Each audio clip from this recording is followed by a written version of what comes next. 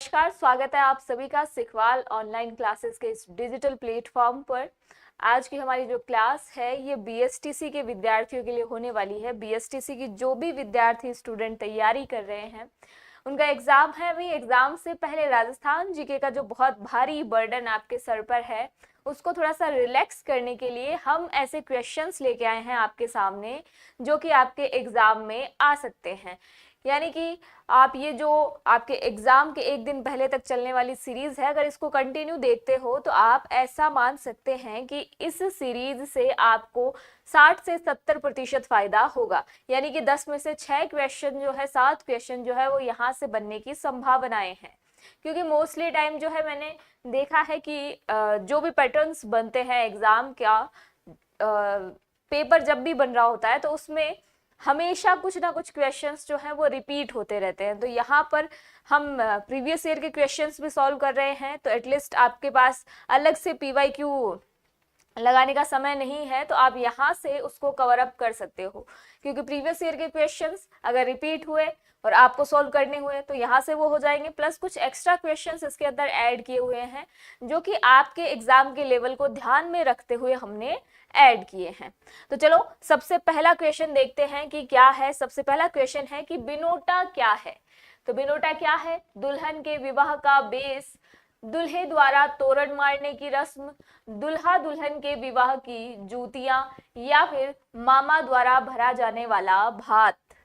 तो इनमें से क्या है बिनोटा? तो आपको याद रखना है कि जब भी शादी होती है तो हम एक पूरा का पूरा बरी का वेस्ट जो होता है वो लेके जाते हैं, जूतियां लेके जाते हैं, श्रृंगार का सामान लेके जाते हैं वधू के लिए।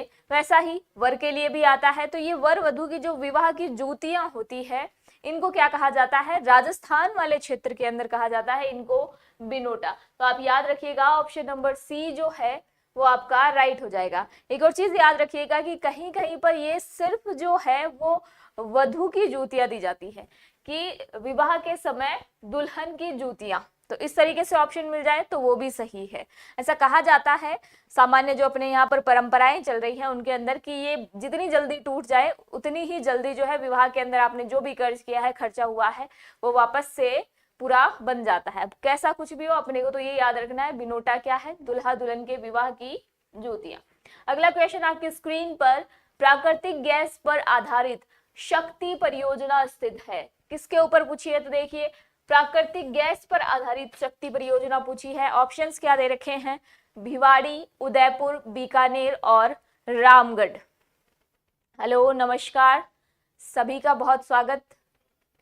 तो देखिए गैस पर आधारित परियोजना जो है वो कहां पर है? याद रखिएगा कि जैसलमेर के अंदर आपकी ये परियोजना आधारित है और प्रथम गैस आधारित परियोजना है। कौन सी है? प्रथम गैस आधारित परियोजना। तो क्वेश्चन जो है वो इस तरीके से भी आ सकता है कि राजस्थान में प्रथम गैस आधारित परियोजना जो है वो कहां पर स्थित है। तो किसी भी तरीके से पूछ लिया जाए आपसे, आपको याद रखना है कि ये जैसलमेर में है। नाम पर्टिकुलरली पूछ लिया जाए तो आप याद रखना रामगढ़। तो ये कहां पर है? ये क्षेत्र जैसलमेर के अंदर है। ऑप्शन नंबर डी जो है वो आपका राइट आंसर हो जाएगा। ठीक है, अगला क्वेश्चन देखो स्क्रीन पर। वेली कृष्ण रुक्मणी री और राव जेतसिरो छंद। ध्यान रखना दो रचनाएं दे रखी है हमें यहाँ पर, वेली कृष्ण रुक्मणी री और राव जेतसिरो छंद। इन दो डिंगल भाषा में लिखी पुस्तकों को संपादित करने का श्रेय किसे जाता है? तो आप देखो विजयदान देथा, ठाकुर केसरी सिंह बारट, डॉक्टर टेसीटोरी, एलपी टेसीटोरी इनका पूरा नाम है, लुइस पियो टेसीटोरी, लक्ष्मी कुमारी चुंडावत। तो वेली कृष्ण रुक्मणी री लिखी किसने है? तो ये भी आपको याद रखना है कि वेली कृष्ण रुक्मणी री ये ग्रंथ जो है किसके द्वारा लिखा गया है? तो हम सभी जानते हैं किसके द्वारा लिखा गया है, पृथ्वीराज ने इसको लिखा है।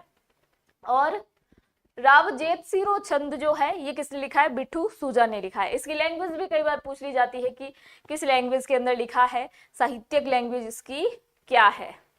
ठीक है, तो ये याद रखना कि इनको संपादित करने का जो श्रेय है ये किसे जाता है? एलपी टेसीटोरी को जाता है। ठीक है, तो ये आपका ऑप्शन नंबर सी जो है ये राइट आंसर हो जाएगा। अगला क्वेश्चन आपकी स्क्रीन पर, सती प्रथा पर सर्वप्रथम रोक लगाने वाली रियासत थी?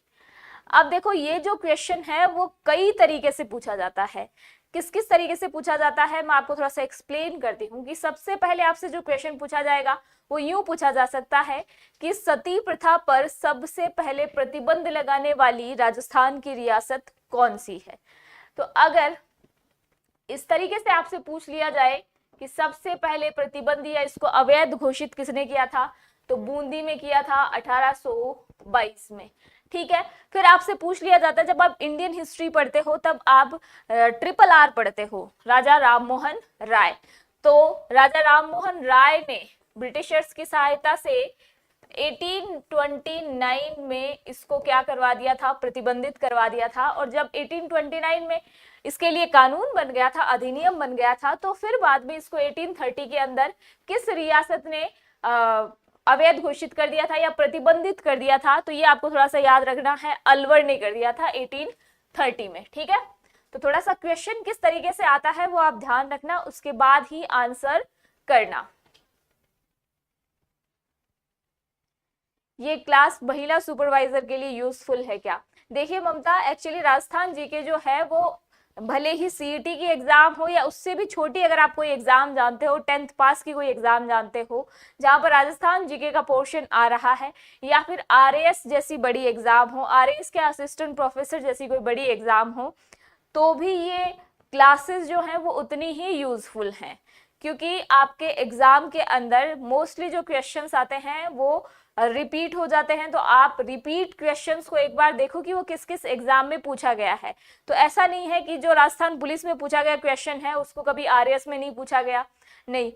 राजस्थान जीके एक ऐसा पोर्शन है जो राजस्थान से रिलेटेड सभी एग्जाम्स के अंदर पूछा जाता है और एक ही लेवल पर पूछा जाता है। हाँ, थोड़ा बहुत 19-20 जरूर हो जाता है कि किसी में बहुत ज्यादा डेप्थ के साथ पूछ लिया, किसी में थोड़ा सा यूं हल्का सा ऊपर से पूछ लिया कि ठीक है फैक्ट जो बहुत ज्यादा इंपॉर्टेंट है उनको पूछ लिया। तो ये ऐसा नहीं है कि क्लास यूजफुल नहीं है, ये क्लास जो है बीएसटीसी के लिए स्पेशली ओरिएंटेड ऐसा नहीं बोल सकते, क्योंकि राजस्थान जीके जो है वो सभी के अंदर सेम ही आता है, वो कोई चेंज नहीं होता, उसके अंदर कोई ऐसा नहीं है कि इसमें मीडियम मॉडरेट लेवल आ जाएगा, नहीं, इसका कुछ नहीं है, ये सेम ही वेरी करता है सभी एग्जाम्स के लिए। ठीक है, तो ये आरएएस वाला बच्चा भी ले सकता है और बीएसटीसी वाला बच्चा तो जरूर इसको देख के जाए, क्योंकि मैंने यहाँ पर कुछ क्वेश्चंस जो है उन्हीं के अकॉर्डिंग, उनके एग्जाम लेवल के अकॉर्डिंग डाले हुए हैं और बाकी जो है वो प्रीवियस ईयर के क्वेश्चन सॉल्व हो रहे हैं। तो ये प्रीवियस ईयर के क्वेश्चंस बीएसटीसी वाले बच्चों को भी सॉल्व करने हैं, महिला सुपरवाइजर को भी करने हैं, आरएएस वाले को भी करने हैं, असिस्टेंट प्रोफेसर वाले को भी करने हैं। तो ये प्रीवियस ईयर क्वेश्चंस प्लस कुछ और क्वेश्चंस ऐड किए हुए हैं जो कि सामान्यतः किसी भी एग्जाम में पूछे जा सकते हैं। तो ये सभी के लिए यूजफुल है, किसी एक एग्जाम विशेष के लिए नहीं है। ये क्वेश्चन आपके समझ आ गया होगा। क्वेश्चन की लैंग्वेज ध्यान रखना कि किस तरीके से पूछा जा रहा है। मांडलगढ़ में निम्न में से किसकी समाधि स्थित है? महाराणा प्रताप, सांगा, कुंभा या फिर इनमें से कोई नहीं। आपको याद हो तो खानवा का युद्ध होता है 1527 ईस्वी के अंदर और उस समय महाराणा सांगा की युद्ध स्थल से जब वो बाहर निकलते हैं तो बसवा दोसा के अंदर जो है वो मृत्यु हो जाती है। कहां पर हो जाती है? महाराणा सांगा की बसवा दोसा में। और यहां से फिर इनके शव को लाया जाता है कहां पर? मांडलगढ़ के अंदर, भीलवाड़ा के अंदर जो स्थान है, आंशिक रूप से आता है ये भीलवाड़ा के अंदर। तो मांडलगढ़ के अंदर क्या है, इनका शव लाया जाता है। और यहां पर याद रखना है मांडलगढ़ के अंदर ही जो है अशोक परमार, जो कि वैसे तो जगनेर से संबंधित थे, लेकिन खानवा के युद्ध में इन्होंने महाराणा सांगा का साथ दिया था, इस वजह से इनको ऊपरमाल की जागीर मिली थी, जिसमें आप बिजोलिया आंदोलन पढ़ते हो। तो ये वही ऊपरमाल वाला जो क्षेत्र है जहां पर बिजोलिया आंदोलन हुआ था, बिजोलिया किसान आंदोलन, पीजेंट मूवमेंट, कुछ भी आप याद रखो। इन्होंने यहाँ पर महाराणा सांगा की 8 खंभों की छतरी बनवाई है। क्या? 8 खंभों की छतरी बनवाई है। तो ये याद रखिएगा, है ना। तो ऑप्शन नंबर बी जो है वो हमारा राइट हो जाएगा।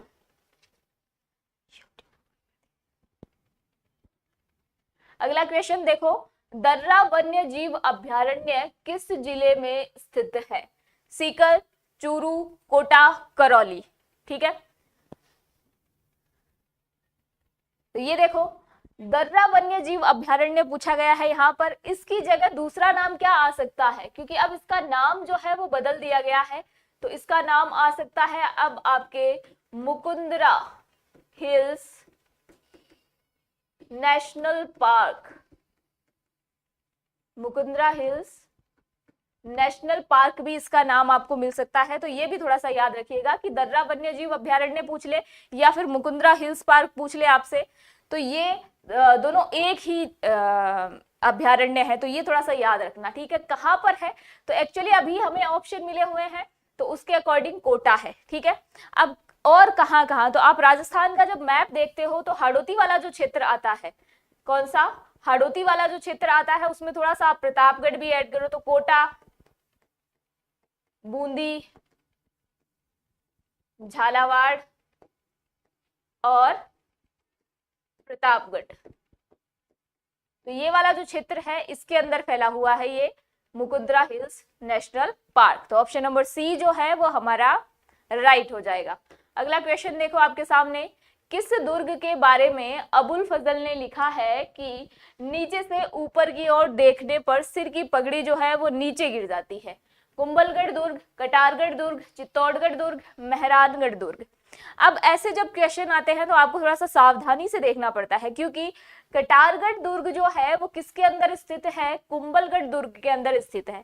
तो जब हम पहली बार ऑप्शन देखते हैं तो हमें क्या दिखाई देता है, यहाँ पर कुंभलगढ़ दिखाई देता है, और कुंभलगढ़ के दिखाई देते ही हम पहले नंबर पर टिक कर देते हैं। लेकिन यहाँ पर आपको थोड़ी सी सावधानी बरतनी है कि कुंभलगढ़ दुर्ग को नहीं कहा जा रहा है, स्पेशली जो है कुंभलगढ़ के अंदर बने इस लघु दुर्ग को, जिसे किसने बनवाया था? कुंभा ने बनवाया था, कटारगढ़ दुर्ग को कहा गया है। ठीक है, तो ये आप थोड़ा सा ऑप्शन देखना, फिर उसके बाद इसको राइट रॉन्ग टिक करना। तो कटारगढ़ दुर्ग, इसे और क्या कहा जाता है? इसे कहा जाता है मेवाड़ की आग। तो ये भी आप थोड़ा सा याद रखना। तो ऑप्शन नंबर बी जो है वो हमारा इस क्वेश्चन के लिए राइट हो जाएगा। अगला क्वेश्चन देखो, अश्वमेध यज्ञ करवाने वाला अंतिम हिंदू शासक कौन है? तो अश्वमेध यज्ञ के बारे में पूछा जा रहा है। जगत सिंह सेकंड, सवाई जय सिंह, राजा सूरजमल, राव लूणकरण। तो अश्वमेध यज्ञ किसने करवाया था? अश्वमेध यज्ञ करवाने वाले थे आपके जयपुर के राजा सवाई जय सिंह। ठीक है, याद रखना कि इन्होंने 1727 के अंदर पहले जयपुर की स्थापना की थी। तो जयपुर की स्थापना करने वाले भी कौन है? आपके सवाई जय सिंह हैं। और जयपुर की स्थापना करने के बाद इन्होंने 1740 ईस्वी के अंदर अश्वमेध यज्ञ करवाया था। कौन सा? अश्वमेध यज्ञ करवाया था। अश्वमेध यज्ञ के घोड़ों को रोकने वाले कौन थे? तो ये कुंभाणी राजपूत थे। ठीक है, कुंभाणी राजपूतों ने इन अश्वमेध यज्ञ के घोड़ों को रोका था, याद रख लेना ये भी। तो आपका ऑप्शन नंबर बी जो है वो इस क्वेश्चन के लिए राइट आंसर हो जाएगा।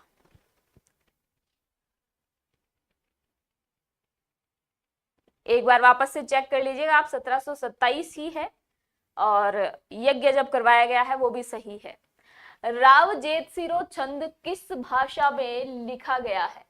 तो राव जेतसिरो छंद अभी अभी हम पीछे डिस्कस करके आया था कि राव जेतसिरो छंद जो है इसका संपादन किसने किया है? संपादन करने वाले थे डॉक्टर एलपी टेसीटोरी। ठीक है, इटली के थे लुइस पियो टेसीटोरी। और आपको पता है कि ये जो क्षेत्र है बीकानेर के हैं राव जेतसी, और यहाँ पर बीकानेर जो है राजस्थान के किस भाग में आता है? तो पश्चिमी भाग में आ रहा है। और पश्चिमी भाग में जो साहित्यिक भाषा है वो कौन सी है? ये मैंने आपको कल भी बताया था कि इस पश्चिमी क्षेत्र में जो साहित्यिक लैंग्वेज है वो है डिंगल। तो आपका यहाँ पर ऑप्शन नंबर बी जो है वो राइट हो जाएगा। समझ आ गया यहाँ तक? ओके, देखिए बी बिल्कुल सही आया है। अगला क्वेश्चन देखिए आपके सामने, राजस्थान में शीतकाल में वर्षा करने वाले विक्षोभों की उत्पत्ति होती है, यानी कि शीतकाल में जो वर्षा होती है वो कौन सी होती है, तो शीतकाल की वर्षा, उसको हम नाम देते हैं मावठ। ठीक है, और ये किसके लिए, रबी के लिए जो है बहुत लाभदायक है, और इसलिए हम इसे क्या कहते हैं, हम इसे कहते हैं गोल्डन ड्रॉप। ठीक है, तो ये आप थोड़ा सा याद रखना। अब ये किस कारण होती है, तो आपको याद रखना है कि भूमध्य सागर या कैस्पियन सागर से आने वाली पश्चिमी हवाओं से। तो राजस्थान इस तरीके से है और भूमध्य सागर से जो पवनें आ रही हैं उनकी डायरेक्शन इस तरीके से है, इसलिए ये राजस्थान के पश्चिमी भाग में ज्यादा वर्षा करती हैं पूर्वी भाग की बजाय। और वैसे भी अरावली आ जाता है तो ये इसी भाग में जो है वो वर्षा करती है, इधर तक पहुंच ही नहीं पाती है। तो ये याद रखना कि कैस्पियन सागर से या भूमध्य सागर से जो पवनें आती हैं, जो विक्षोभ आता है, उसकी वजह से अपने राजस्थान के पश्चिमी भाग के अंदर बारिश होती है सर्दियों में, जिसे हम मावठ के नाम से जानते हैं। ठीक है, बी बिल्कुल सही है। आगे देखिए अगला क्वेश्चन, देश में चांदी की सबसे बड़ी खान कहां पर है, तो चांदी की सबसे बड़ी खान कहां पर है, जावर, डेगाना, मकरेड़ा, सानोद। तो आपको ये तो मेवाड़ का इतिहास जब पढ़ाते हैं तभी बता दिया जाता है कि महाराणा लाखा के समय जो है जावर माइंस को खोज लिया गया था और यहाँ उत्खनन स्टार्ट हो गया था, इसलिए महाराणा लाखा का जो काल है उसको समृद्धि का काल भी कहा जाता है। आर्थिक क्षेत्र में समृद्धि आ गई थी क्योंकि जावर माइंस यहाँ पर मिल गई थी। जावर माइंस में क्या क्या मिल रहा है, तो देखो सीसा, जस्ता व चांदी, और संयुक्त रूप से इनको क्या कहा जाता है, तो संयुक्त रूप से ये जो अयस्क है इसे कहा जाता है गैलेना अयस्क। तो कई बार ये भी क्वेश्चन पूछ लिया जाता है कि इसका अयस्क कौन सा है, आपसे पूछा जा सकता है, ज्योग्राफी के अंदर पूछा जा सकता है। तो ये याद रखना आप, साइंस का भी है थोड़ा सा, तो गैलेना अयस्क याद रख लेना। जावर माइंस आपका राइट आंसर हो जाएगा। अगला क्वेश्चन देखो क्या है, तारागढ़ दुर्ग का निर्माण किसने करवाया, अजयराज, पृथ्वीराज चौहान, चंद्रबरदाई और जयसिंह।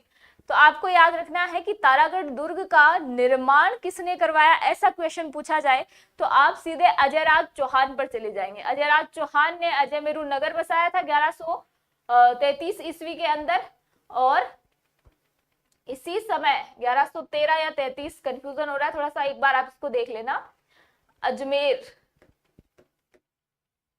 नगर बसाया था इन्होंने, और अर्णोराज जो है उन्होंने झील का निर्माण करवाया था। तो अर्णो सागर जो आप पढ़ते हो वो थोड़ा सा याद रख लेना, 1133 या 1113 होना चाहिए, जहां तक मुझे याद है 1113 ही है।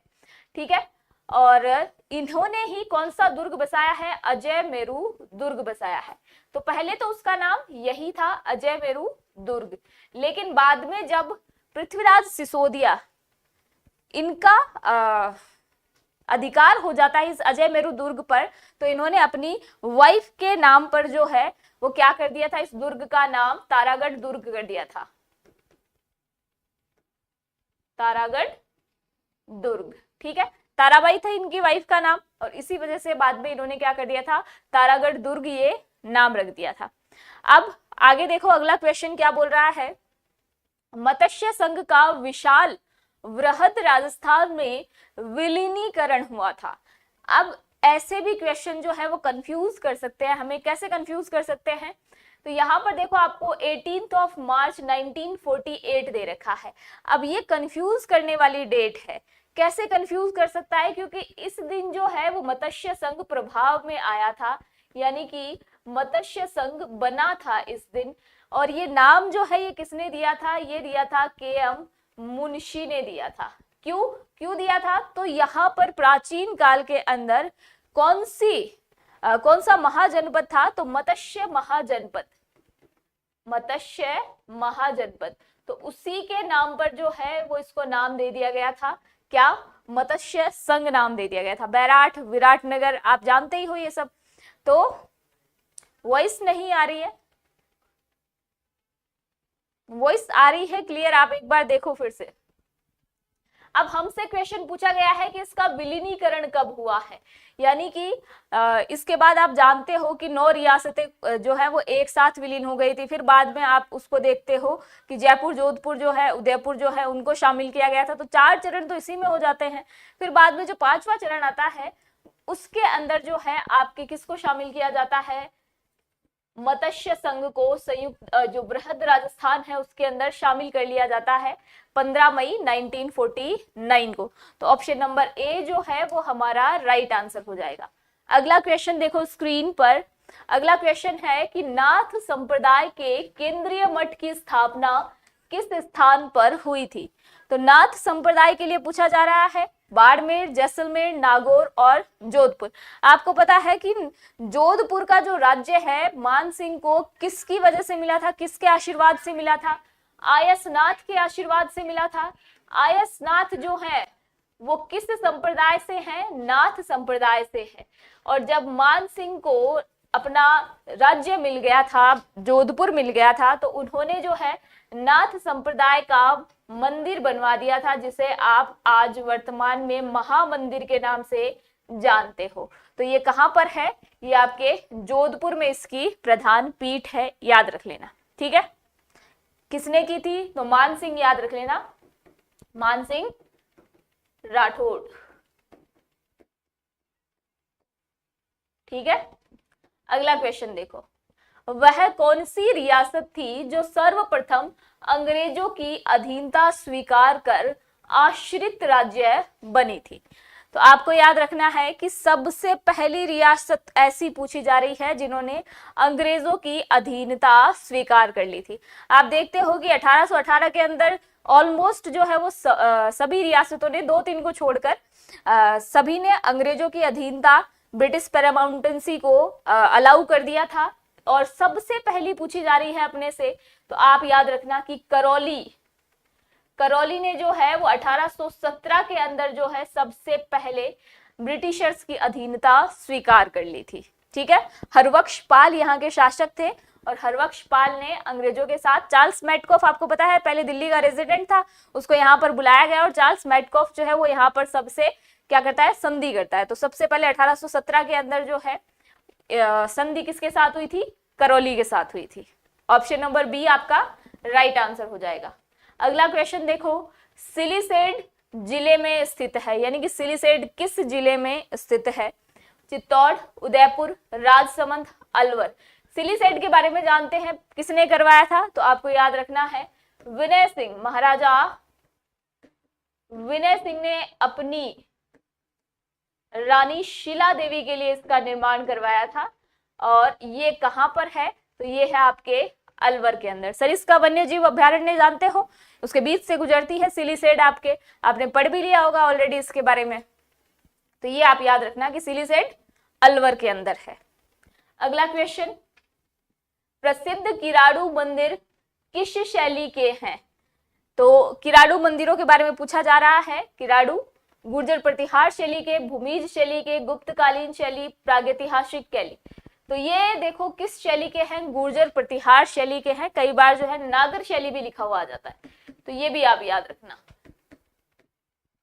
ठीक है, और गुर्जर प्रतिहार के सबसे सुंदर कहो या अंतिम मंदिर जो राजस्थान में बचे हुए हैं वो कौन से हैं, आपके किराड़ू का मंदिर है। तो ये आप थोड़ा सा इसके बारे में याद रखना। ये क्वेश्चन जो है बहुत बार रिपीट होता है, तो इसको थोड़ा सा आप स्टार मार्क और लगा लेना कि ये क्वेश्चन जो है पूछ लिए जाते हैं, क्योंकि अभी ये गुर्जर प्रतिहार शैली का अंतिम मंदिर बचा है अपने यहाँ पर, तो ऑब्वियस बात है इसके बारे में थोड़ा ज्यादा एक्टिव होंगे एग्जामिनर्स।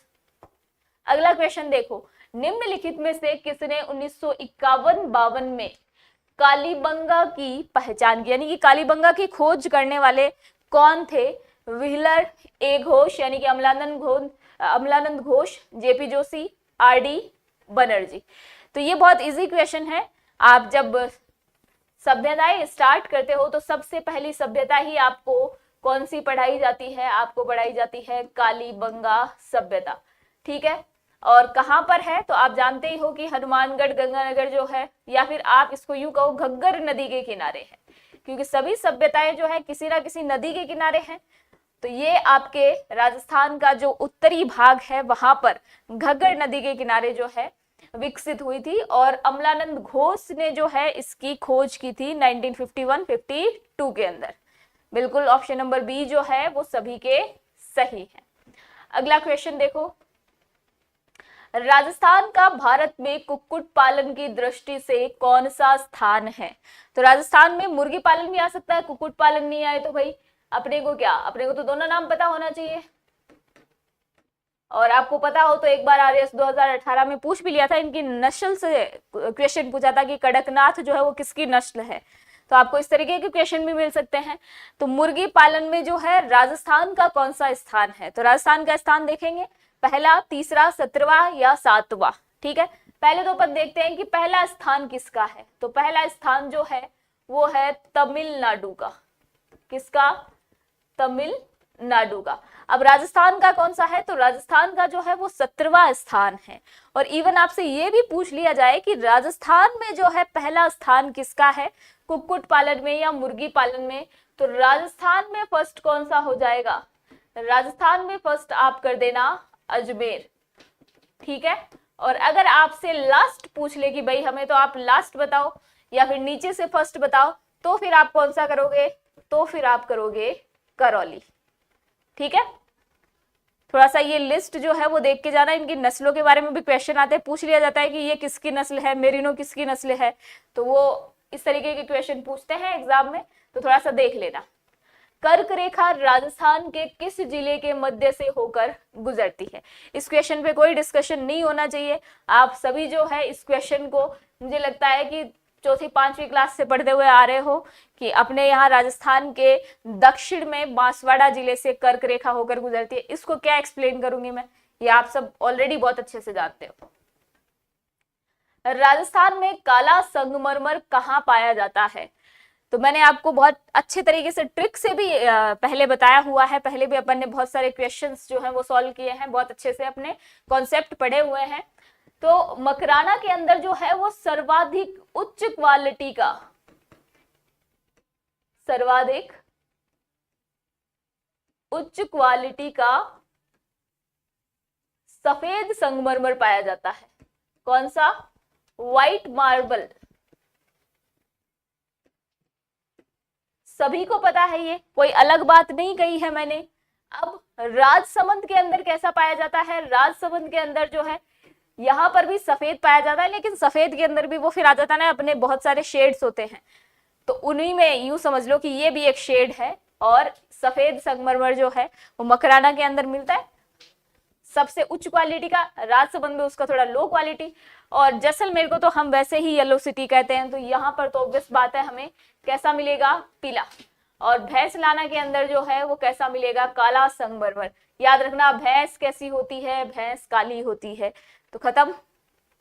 हाँ, गुलाबी भी मिलता है। देखो, ऐसा स्पेसिफिकली हम एक का नाम नहीं ले सकते। भैंसलाना के अंदर क्या और कलर के नहीं मिलते, ब्राउन भी मिलते, तो शेड्स जो है वो थोड़े बहुत वेरी कर जाते हैं। ठीक है, चलिए। जालोर के अंदर, सिरोही के अंदर उधर की तरफ जो है, याद रखना आप, जालोर में जो है वहां पर गुलाबी पाया जाता है मोस्टली, अगर एक ही पूछ लिया जाए तो। मयूर ध्वजगढ़ जो है वो किसे कहा जाता है? किस दुर्ग को कहा जाता है? मेहरानगढ़ दुर्ग, शिवाना, गागरोन, रणथंभौर। मयूर ध्वजगढ़ आ सकता है, कागमुखी दुर्ग आ सकता है, गढ़ चिंतामणि आ सकता है, और आपके क्या आ सकता है? मेहरानगढ़ आ सकता है, जोधपुर का किला आ सकता है। तो ये आप याद रखना, मेहरानगढ़ दुर्ग। ठीक है, याद रह जाएगा ये। चलिए आगे देखते हैं। सोम कमला अंबा सिंचाई परियोजना जो है ये किस जिले के अंदर स्थित है?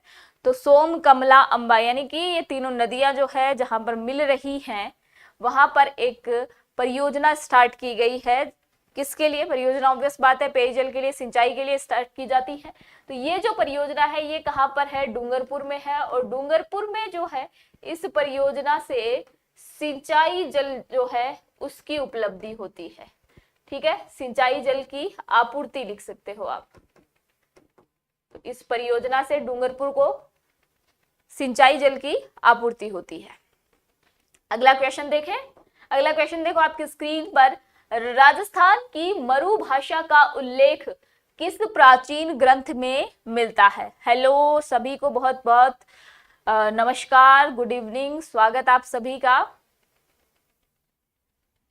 देखिए, राजस्थान की मरु भाषा का उल्लेख किस प्राचीन ग्रंथ में मिलता है? तो ये क्वेश्चन जो है वो बहुत फ्रीक्वेंट पूछा जाता है, तो आप इसको याद रखना कि कुवलयमाला जो कि 778 ईस्वी की रचना है, और किसकी रचना है? तो ये रचना है उद्योतन सूरी की। तो कई बार जो है एग्जाम में क्वेश्चन यूं भी पूछ लिया जाता है कि कुवलयमाला किसकी रचना है, किस वर्ष में की गई, इसमें राजस्थान से संबंधित कितनी बोलियों का उल्लेख है? तो आपको याद रखना है राजस्थान की 18 बोलियों का इसमें उल्लेख है। ठीक है, राजस्थान की 18 बोलियां हैं, और उनमें से भी जो है वो एक आपके कौन सी है? राजस्थानी है। ठीक है, एक आपके राजस्थानी है। तो ये क्वेश्चन जो है अभी RAS 2023 के अंदर भी पूछा हुआ था, तो कितनी भाषा है, कितनी बोलियां हैं, ये वाला, तो ये याद रख लेना आप थोड़ा सा। ठीक है, आगे बढ़े। अब राजस्थान की नदी जो बंगाल की खाड़ी की ओर जल ले जाती है, कहां पर? यानी कि बंगाल की खाड़ी अपवाह तंत्र से संबंधित कौन सी नदी है? बनास, माही, जाखम और घग्गर। आपको पता ही है कि राजस्थान में जो है अपवाह तंत्र 3 भागों में विभाजित है। ठीक है, एक कौन सा है आपका? अरब की खाड़ी, अरब सागर की ओर, और बंगाल की खाड़ी, और तीसरा जो है वो आपके आंतरिक अपवाह तंत्र है।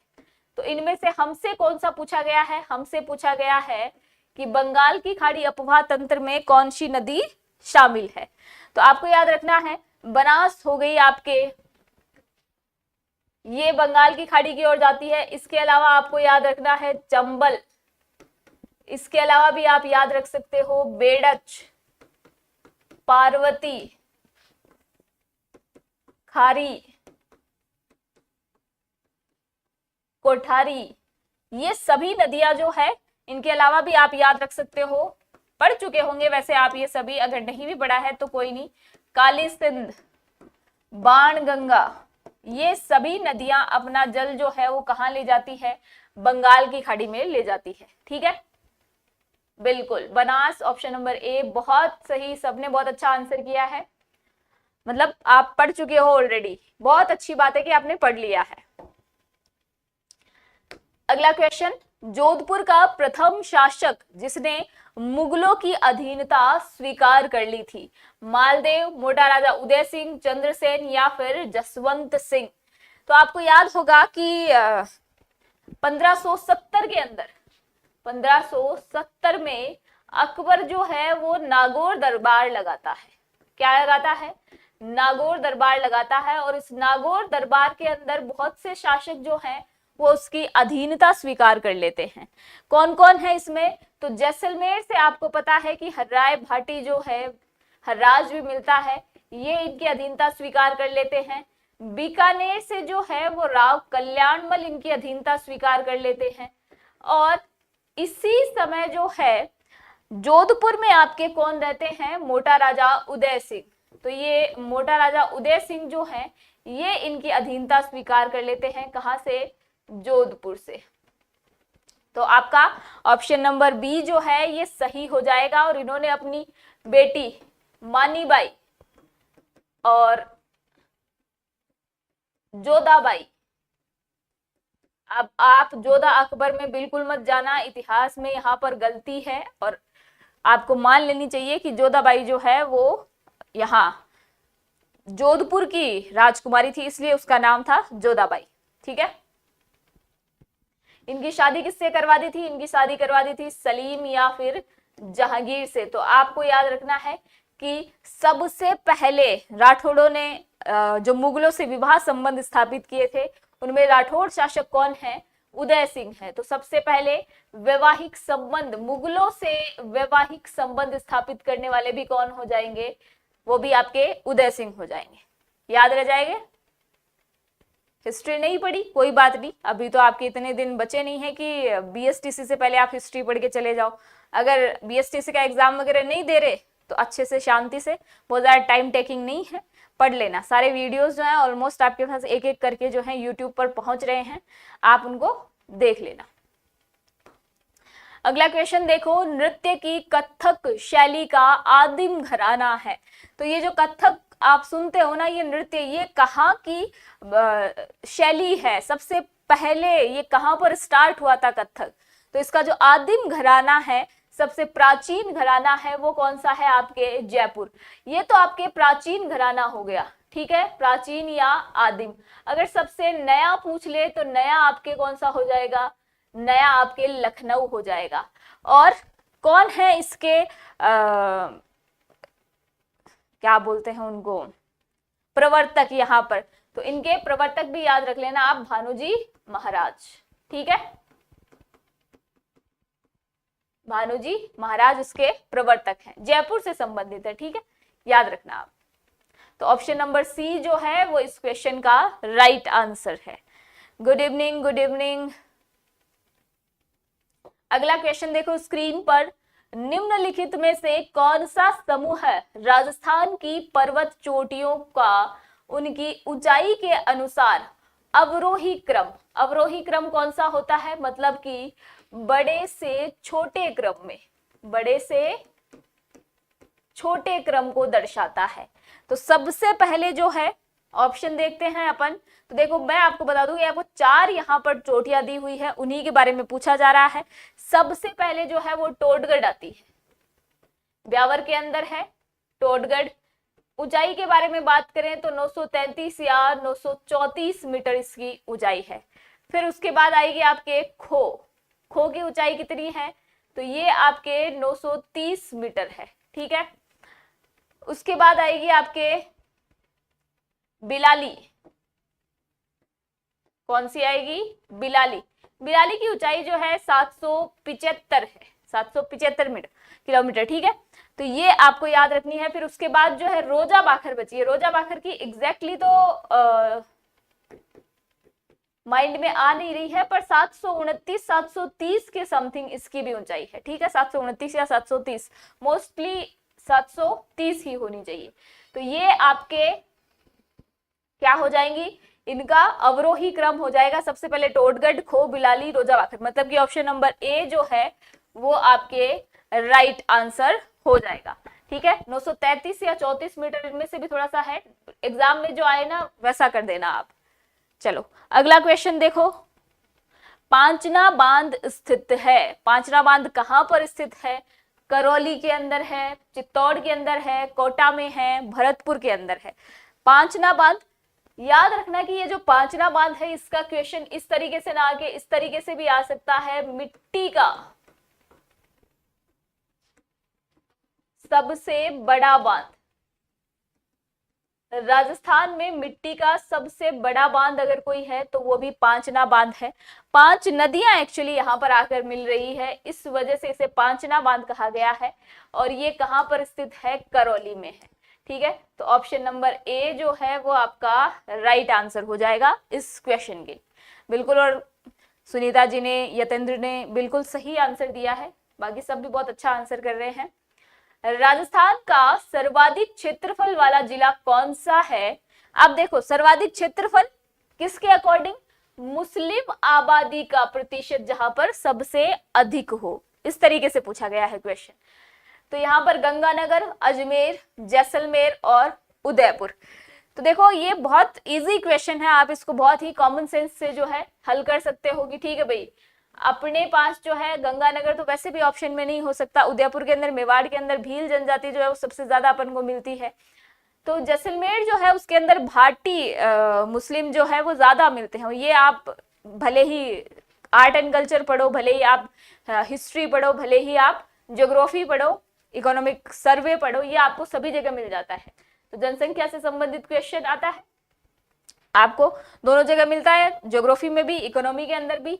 और भाटी जो है वैसे तो यादव वंश बताते हैं, लेकिन खुद वहां पर हम गए थे अभी घूमने के लिए तो बता रहे थे कि हम भाटी हैं और मुसलमान हैं।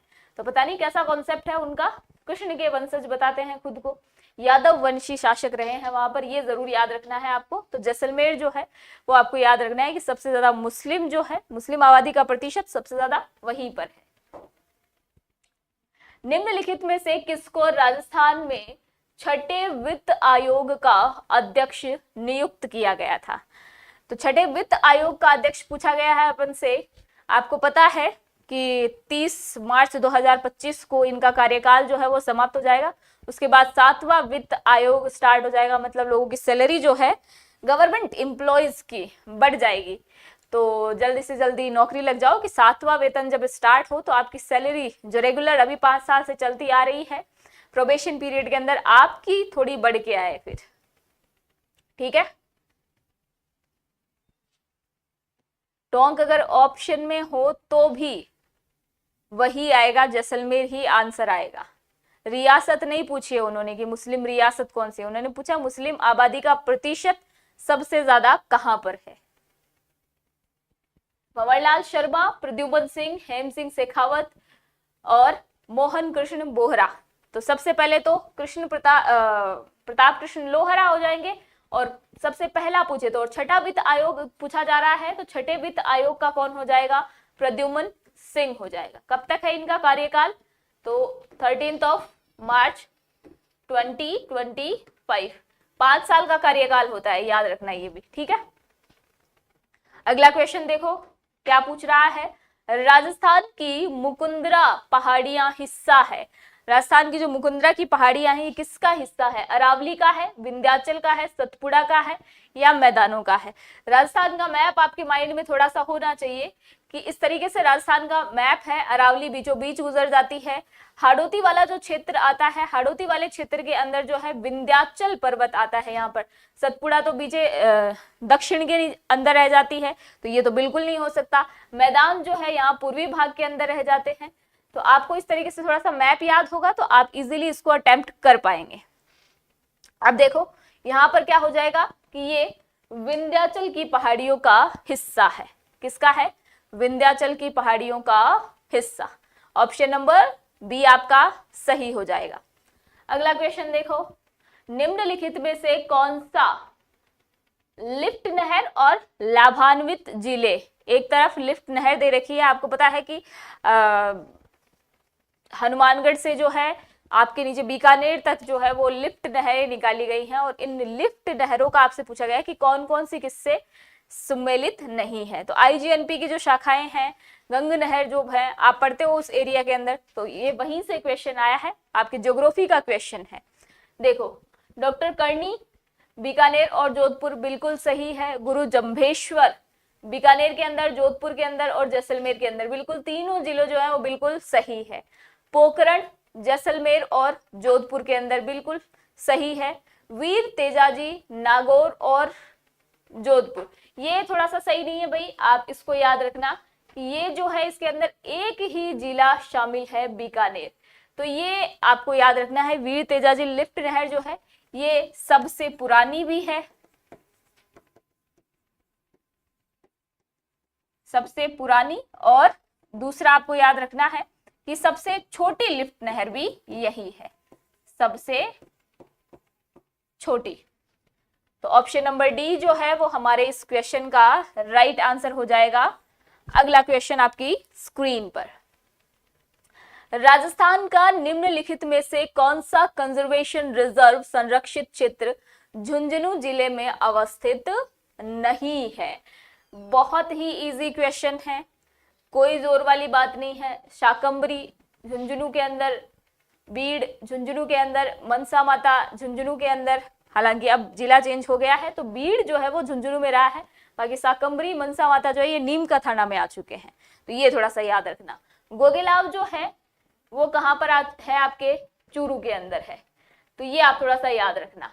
अब इनका भी जिला चेंज हो चुका है, लेकिन जब ये क्वेश्चन पूछा गया था उस समय के हिसाब से इस क्वेश्चन का जो राइट आंसर है वो गोगेलाव है। अब तो इस क्वेश्चन में सिर्फ एक ही हो सकता है कि झुंझुनू के अंदर कौन सा स्थित है, तो झुंझुनू में तो सिर्फ बीड़ स्थित है अभी। ठीक है, इन दोनों का जिला जो है वो नीम का थाना हो चुका है। तो क्वेश्चन आए थोड़ा ध्यान से सोच समझ के करना। अगला क्वेश्चन देखो, राजस्थान के किस जिले में राष्ट्रीय जीवाश्म उद्यान स्थित है? जोधपुर, जयपुर, बाड़मेर, जैसलमेर। तो आपसे पूछा जाता है, इस तरीके से भी पूछ लिया जाता है कि राष्ट्रीय जीवाश्म, वरना आपको दे देगा कि आकलवुड फॉसिल पार्क कहां पर है। आकलवुड फॉसिल पार्क, पहले नाम क्या था? पहले नाम था राष्ट्रीय मरु उद्यान।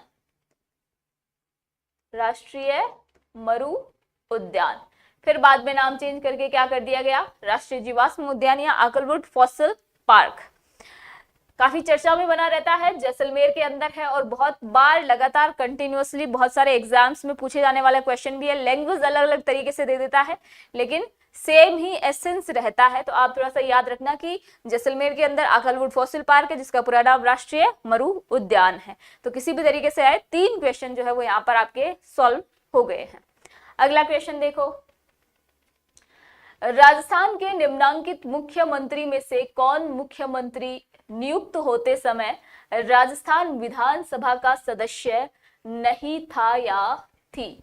मतलब कि मुख्यमंत्री आपको अपॉइंट कर लिया गया है लेकिन आप अभी तक विधानसभा के सदस्य नहीं हैं। आप जब पॉलिटी पढ़ते हैं तो आपको बताया जाता है कि जब भी कोई मुख्यमंत्री अपॉइंट होता है उसे लोकसभा विधानसभा के अंदर जो है सदस्य होना होता है। अगर आप सदस्य नहीं है किसी के विधानसभा के तो कोई दिक्कत नहीं, 6 महीने का टाइम जो है वो आपको मिलता है और आप 6 महीने के पीरियड में कहीं से भी इलेक्ट होके आ सकते हो। तो इसमें पूछा जा रहा है कि कौन नहीं थे इलेक्ट होते समय। तो 1980 के टाइम जब जगन्नाथ पहाड़िया एससी के दलित मुख्यमंत्री बने थे, ये पहले एससी कैटेगरी के या पहले दलित वर्ग के मुख्यमंत्री कौन है ये भी पूछ लिया जा सकता है। तो ये 1980 में अपॉइंट हुए थे। ये उस समय किस सदन के सदस्य थे? तो लोकसभा के सदस्य थे ये उस समय। और फिर बाद में इन्होंने वैर भरतपुर के अंदर जो क्षेत्र आता है वैर भरतपुर से इन्होंने उपचुनाव लड़ा था और उसके अंदर बाद में ये जीत के विधानसभा के सदस्य बने थे। और इनके बारे में एक और चीज पूछी जाती है कि इन्होंने जो है वो अपना त्याग पत्र कैसे दे दिया था। तो त्याग पत्र इनसे मांग लिया गया था, क्यों? क्योंकि इन्होंने एक कवयित्री है महादेवी वर्मा, उन पर टिप्पणी कर दी थी। महादेवी वर्मा पर टिप्पणी कर दी थी और उसकी वजह से जो है इनको बहुत ही शॉर्ट पीरियड के अंदर अपना त्याग पत्र देना पड़ गया था। ठीक है, तो पदमुक्ति किस तरीके से हुई थी? महादेवी वर्मा पर टिप्पणी करने की वजह से।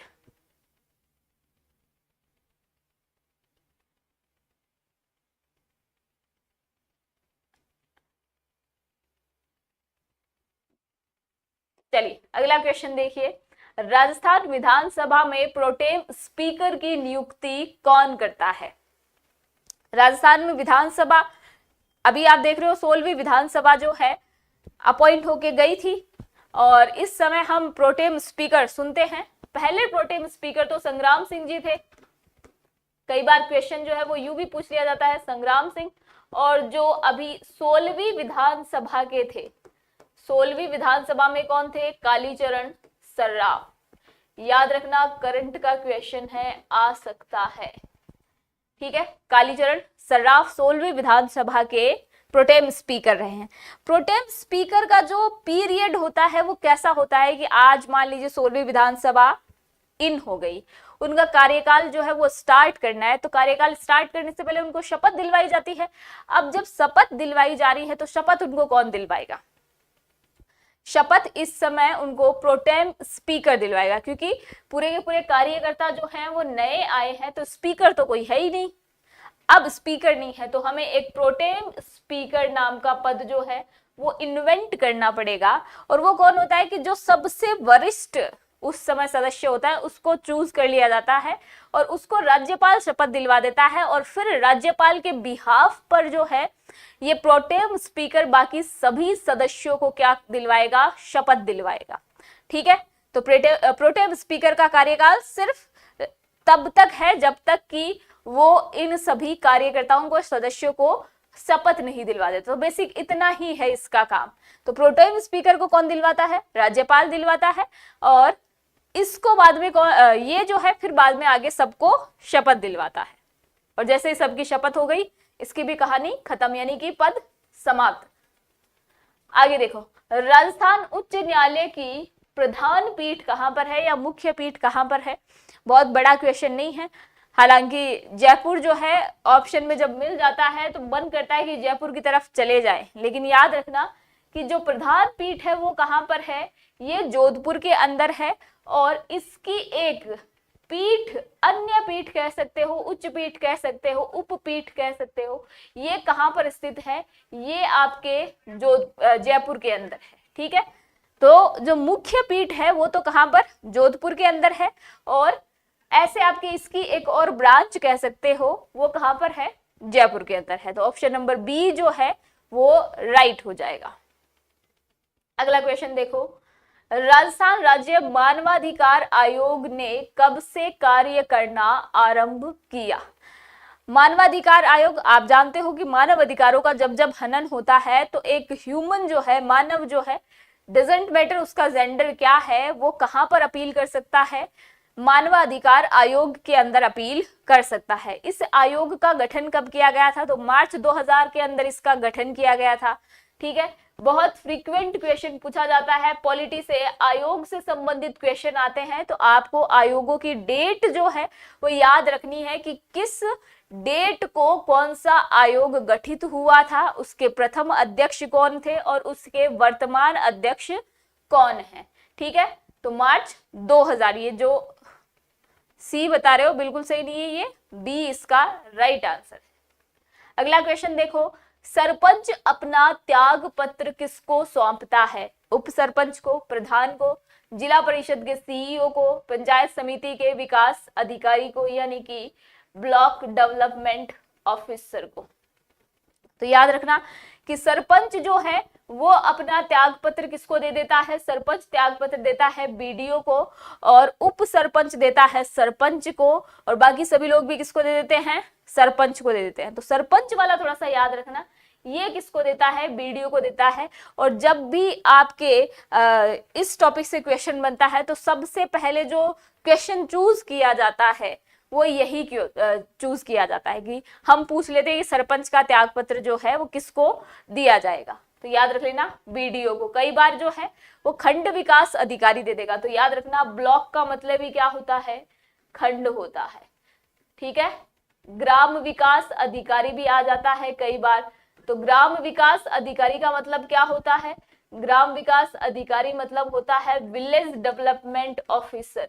तो दोनों के बीच डिफरेंस याद रखिएगा। बीडीओ जो है वो राइट आंसर होगा। ठीक है, तो आज की इस क्लास के अंदर हम इतने ही क्वेश्चंस करने वाले हैं। कल जो है सेम टाइम पे अपनी दूसरी क्लास और रहेगी। आपके एग्जाम से एक दिन पहले तक ये क्लासेस जो है वो कंटिन्यू चलेगी। तो आप सभी लोग जो हैं वो इन क्लासेस से जुड़े रहे हैं और अपने और भी साथी लोग जो हैं उनको यहाँ पर लेके आए, ताकि ये क्लासेस जो हैं वो उन तक पहुंचे, वो भी इनको देख ले। बहुत ज्यादा अपन लेंथी क्लासेस भी नहीं कर रहे हो, बहुत ज्यादा टाइम भी नहीं लगा रहे, एक साथ आप देख सकते हो बहुत अच्छे से। और यहाँ पर आप क्लासेस देख के चले जाते हो, थोड़ा सा मोटिवेशन बिल्ड हो जाता है कि हाँ थोड़े बहुत क्वेश्चंस हमने देख लिए। वरना अगर एग्जाम में सब कुछ फ्रेश आया या फिर हमें पता ही नहीं कि किस पैटर्न पे क्वेश्चन बनते हैं, थोड़ी दिक्कत हो जाती है। तो ये वाला जो सिस्टम अपन ने चला रखा है, आप थोड़ा सा इसको कोऑर्डिनेट करने की कोशिश करना, अपने टाइम टेबल में इसको एडजस्ट करना। सिर्फ 1 आवर की बात है, 1 आवर में आपका पूरा राजस्थान जीके जो कि 50 नंबर का पोर्शन, 50 क्वेश्चन का पोर्शन है शायद, तो वो आपके यहाँ से आने वाला है। तो अपन उसको यूं ही नहीं छोड़ सकते। तो चलिए अब कल मिलेंगे हम सेम टाइम पर। आप सभी का भी बहुत बहुत धन्यवाद। कल सेम टाइम पे इसी समय सबके सब लाइव आ जाना भाई।